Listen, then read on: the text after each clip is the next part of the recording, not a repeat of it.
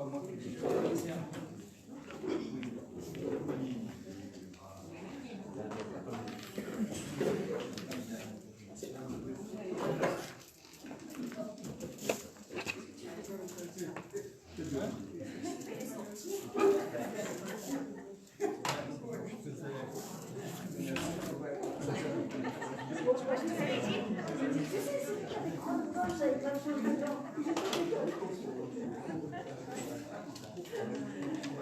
J'ai mis les chaises.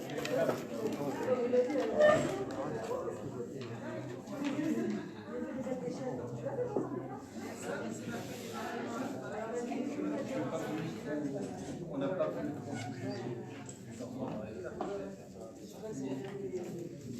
Ouais, mais ils n'ont pas calmé. Pas fait calmer.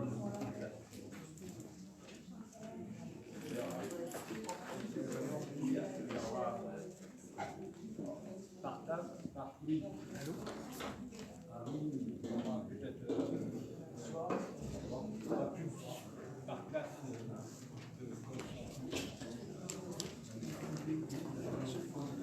de respecter les distances. Un sur deux.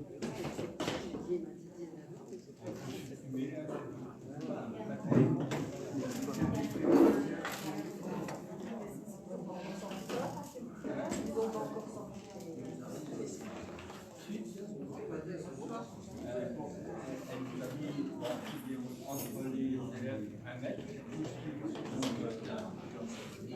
La table à 85 mètres, entre l'élève, on prend le centre de l'élève. Donc bien 20 cm de chaque côté.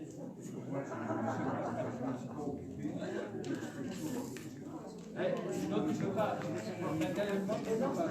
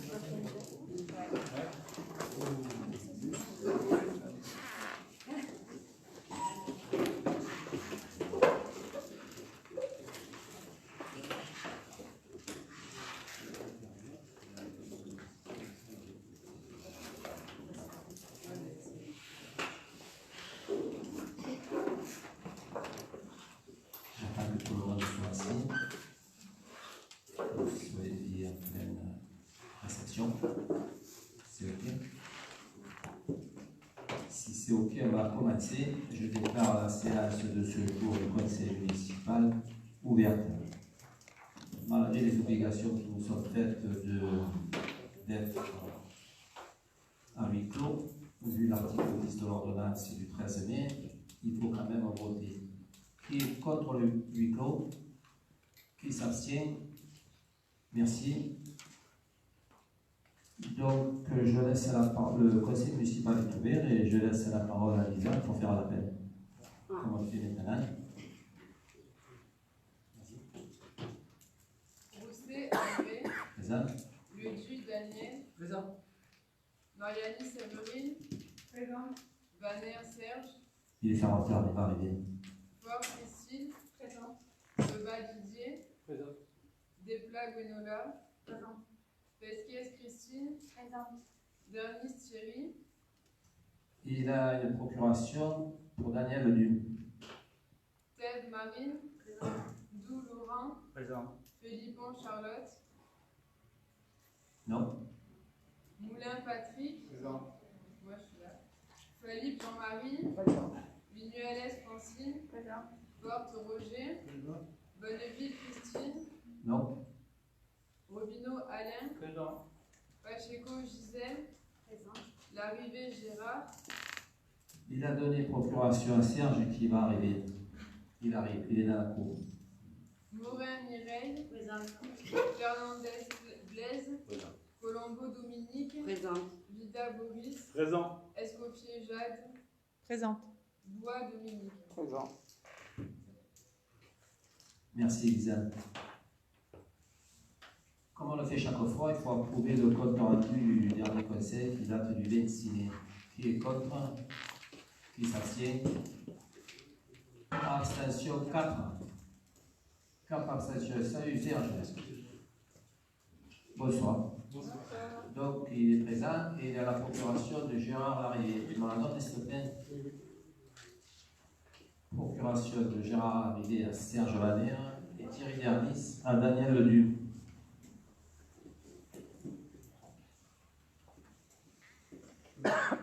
Tu veux, hein? Faut respecter les distances.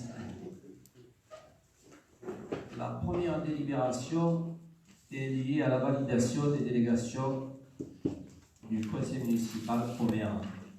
C'est l'article L 2122-22, L 2122-23 du Code général des collectivités territoriales. C'est comme ça depuis que je crois qu'on n'a rien changé, Nadine, par rapport à la dernière mandature. Le conseil municipal a la possibilité de déléguer directement au maire toute ou partie des attributions limitativement énumérées à l'article que je viens d'énoncer. Ces délégations sont accordées au maire pour la durée de son mandat et entraînent le dessaisissement du conseil municipal qui ne peut plus exercer les compétences qu'il a confiées au maire.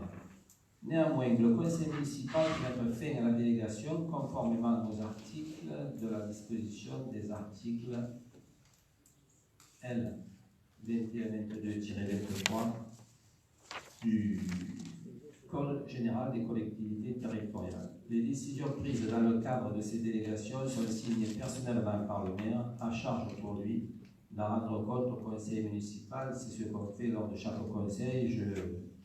Je donne les décisions du maire que j'ai signées en préambule du conseil. Le conseil municipal est tenu de désigner avec précision dans sa délibération les attributions qu'il délègue au maire.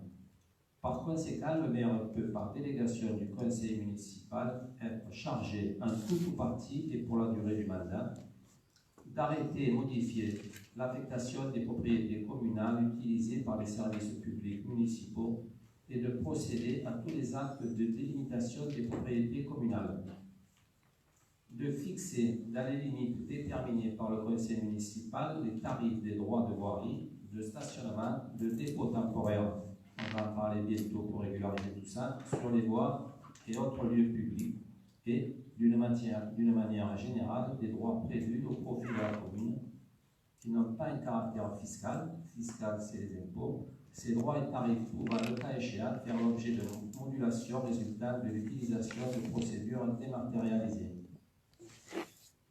De procéder dans la limite de 300 000 € à la réalisation des emprunts destinés au financement des investissements prévus par le budget et aux opérations financières utiles à la gestion des emprunts, y compris les opérations de couverture des risques de taux et de change, ainsi que de prendre les décisions mentionnées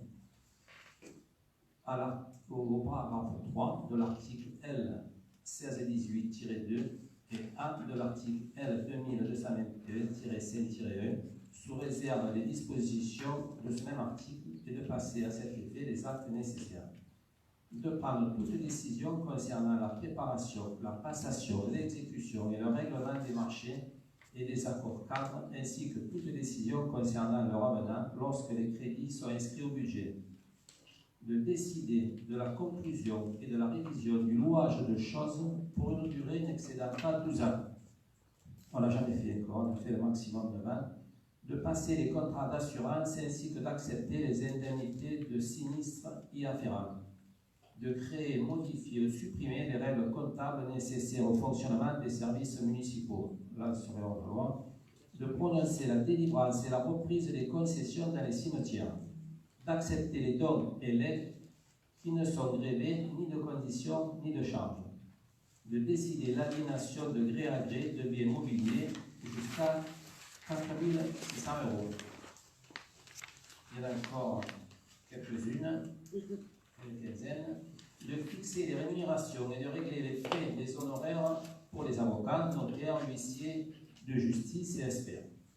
De fixer dans les limites de l'estimation des services fiscaux le montant des offres de la commune à notifier aux expropriés et de répondre à leurs demandes. Donc, c'est des domaines. De décider de la création de places dans l'établissement d'enseignement. Oui, il faut d'abord que l'Éducation nationale soit d'accord. On en ouvre une en septembre à la maternelle. De fixer les reprises d'alignement en application d'un document d'urbanisme. D'exercer au nom de la commune les droits de préemption définis par le Code de l'urbanisme, que la commune en soit titulaire ou délégataire, de déléguer l'exercice de ces droits à l'occasion de l'aliénation d'un bien selon les dispositions de l'article L.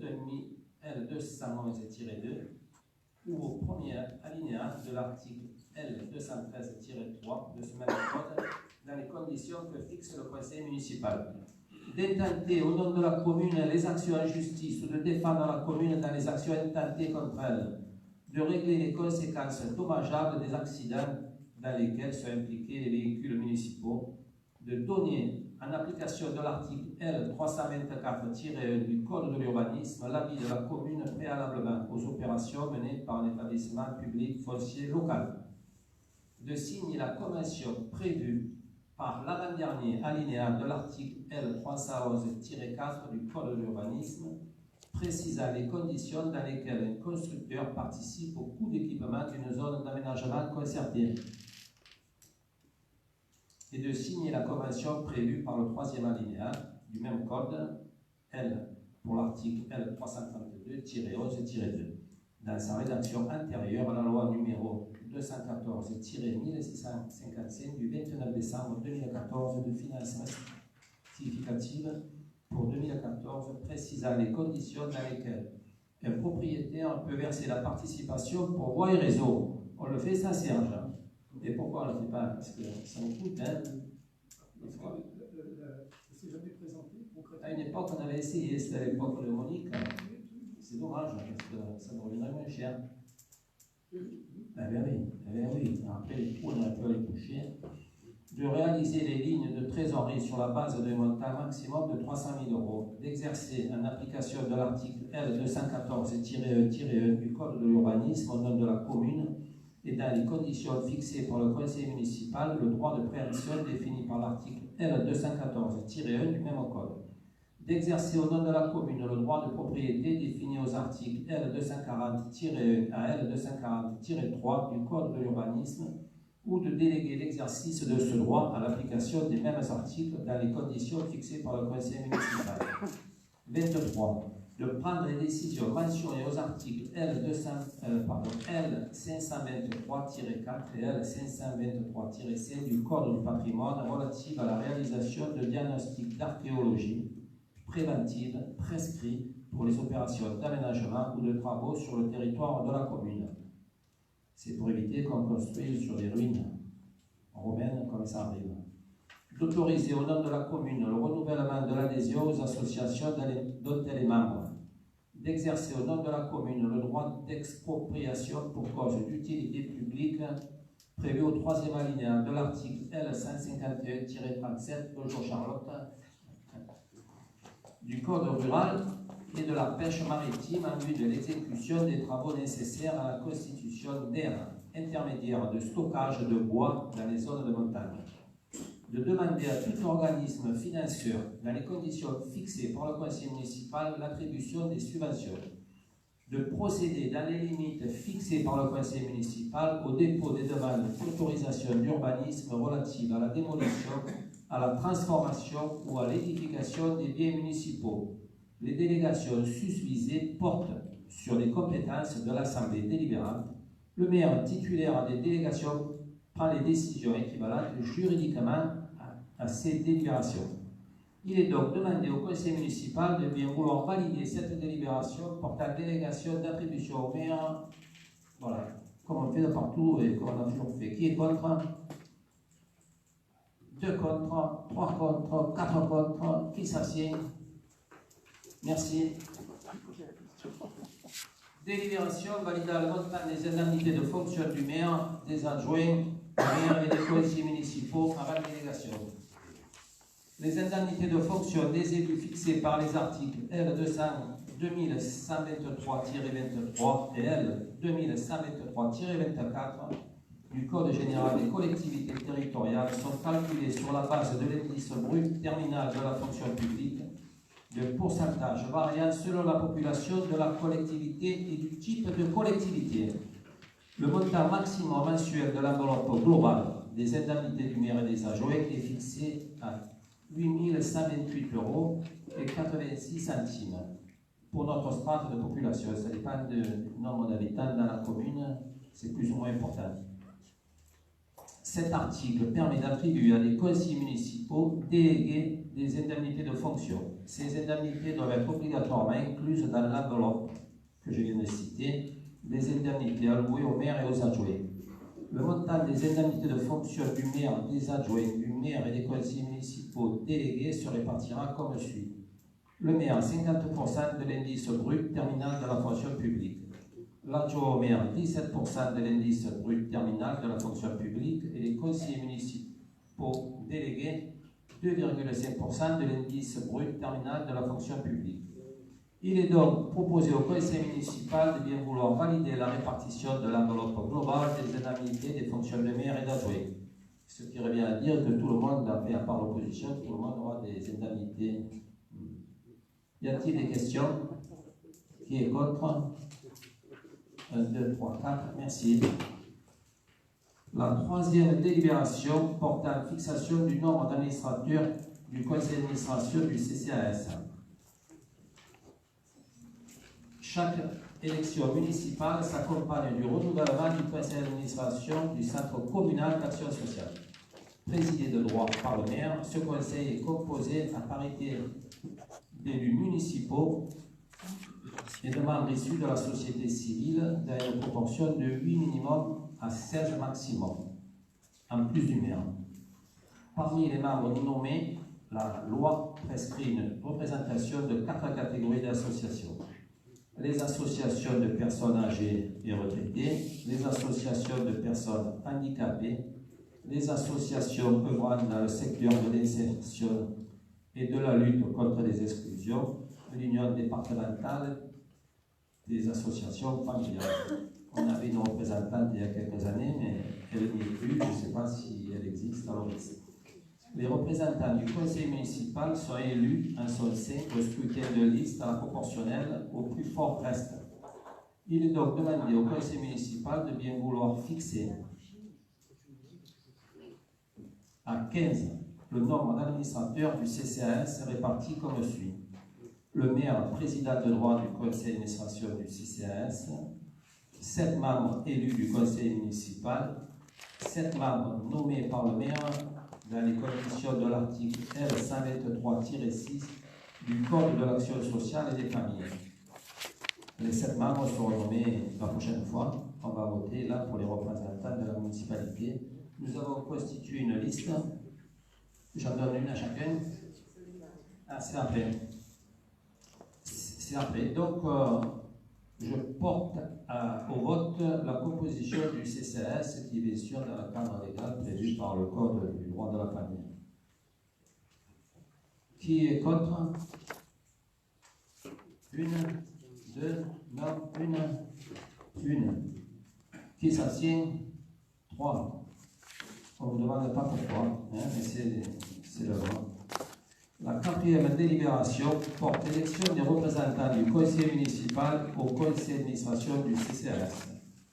En vue de l'installation de ce dit conseil, il convient de procéder à l'élection des représentants du conseil municipal, ce que je viens de vous dire, par vote à bulletin secret. Du scrutin proportionnel de liste au plus fort reste des représentants du conseil municipal au conseil d'administration du CCAS. Donc, on vous fait passer la liste.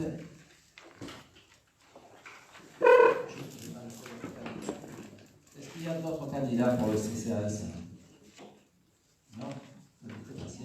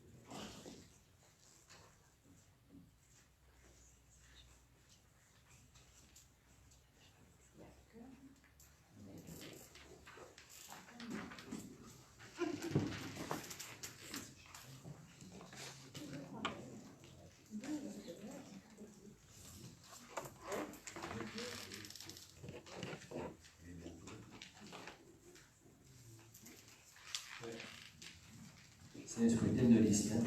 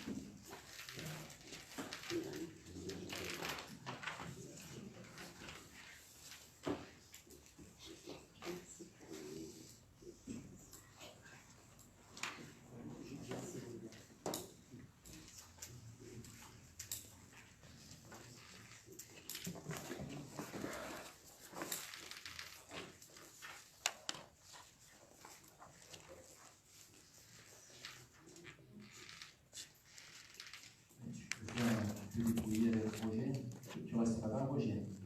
Tu comptes et puis après, on compte quand on a fait les élections. Allez.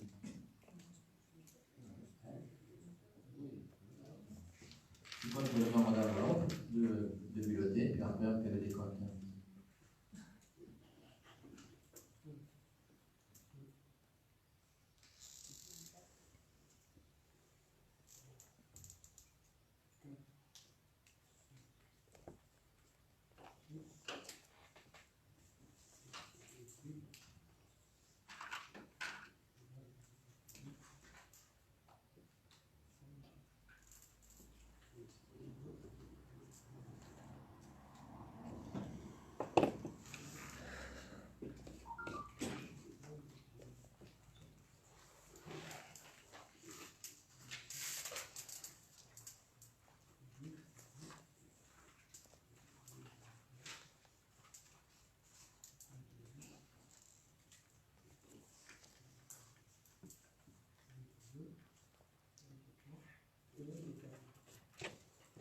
Et puis maintenant, on va compter.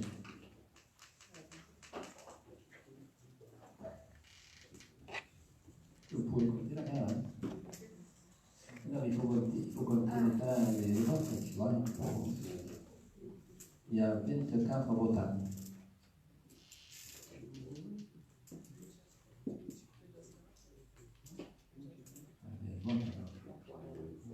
Il y a Daniel qui n'a pas voté pour Cyril. Hein? Ça peut voter? Bon, hein?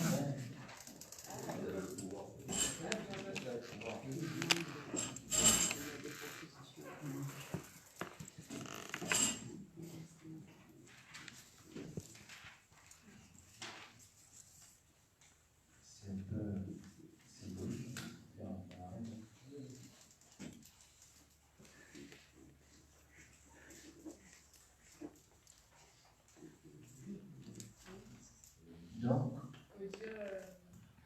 Donc, tu rajoutes, ça fait combien? Ça fait 26 votants.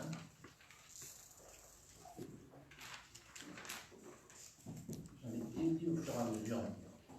Ah, c'est un code. Ici, la liste complète. Voilà. Alors, liste complète. Liste complète. Liste complète. Liste complète. Liste complète. Liste complète. Liste complète. Liste barrée. Liste complète. Liste complète.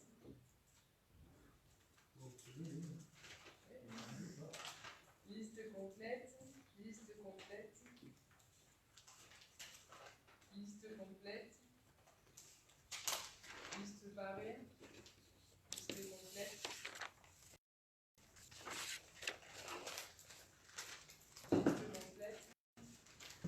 Liste complète. Liste complète. Liste complète. Liste complète. Liste complète. Liste complète. Liste complète. Liste complète. Liste complète. Et liste complète. Ok. Vous avez combien? 3 incomplètes et les autres complètes. Ok, merci.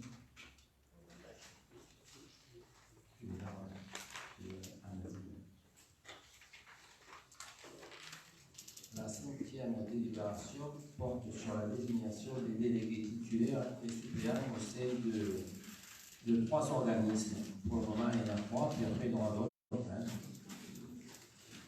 Il est donc demandé au conseil municipal de bien vouloir procéder à la désignation des délégués titulaires et suppléants des organismes suivants. Syndicat mixte forestier, un titulaire Henri Daniel et un suppléant Serge. C'est ok, Daniel? Oui. Qui est contre? 2 contre. Qui s'abstient? Une abstention. Merci. 2 abstentions. Ah, mais il n'avait pas levé, hein? 2. C'est allé un peu vite, Ok. je n'étais pas sur la bonne page. Pardon. Voilà, ouais, abstention. 2 abstentions, 2 contre. Le SEB, qui est le syndicat d'énergie Vauclusier, Daniel en titulaire et Serge en suppléant. Ok, Daniel. Qui est contre? 2 contre. Qui s'abstient? Et 2 qui s'abstiennent. Merci. Parc régional du Luberon. C'est toujours le même duo, on n'en a pas reparlé. Ça serait donc Serge titulaire et Daniel suppléant. Et toi, Daniel, Serge. Qui est contre? 2. Qui s'abstient? 2. Ok, merci à vous. Et d'habitude, on tirait au sort de façon manuelle sur la page et la ligne, mais là, c'est l'ordinateur qui a tiré au sort pour le jury des assises pour l'année 2021. Donc, c'est l'ordinateur. Hein, a été tiré au sort. Madame Bétonne Chauvin Francine. Régis Dereux. Stéphane Fortin. Jérôme de Dominici. Sabine Voisin. Denis Esposito. Mathilde Chiguit. Et Nils Carlier. Et François Ruiz qui va être content. Donc là, il n'y a pas besoin de voter, c'est l'ordinateur qui a fait son travail et ces gens seront appelés à aller au tribunal. Il y a d'autres sélections avant d'être représentants du peuple aux assises. Merci à vous. Et le prochain conseil municipal se déroulera le 21 juillet. Merci encore. C'est fini. Vous posez la question? Je voudrais savoir pourquoi est-ce qu'on n'a pas droit aux questions diverses. C'est l'installation pour le moment. Il y aura encore rien après. Parce qu'il y a quand même des gens qui s'inquiètent de savoir pourquoi est-ce qu'on n'a pas droit à la parole. Et deuxièmement, quand est-ce qu'on va avoir les comptes 2019 et le bilan d'orientation financière 2020? Avant le 30 juillet. Comme le prévoit la loi, hein, c'est pas nous qu'on invente. Hein. Tout ça, c'est la loi qui nous le demande. Et les questions seront posées quand le conseil municipal sera en état de marche avec les délégations, les commissions extérieures, les commissions intérieures, les services extérieurs et tout ça. On reprendra avec les questions diverses si tout se passe bien, pas de parcours, ça se passe. Merci. Ça, fait quand même ça va faire 3 mois, après on a un certain nombre de questions quand même à vous poser aussi. Donc, attendez-vous un conseil un peu plus long.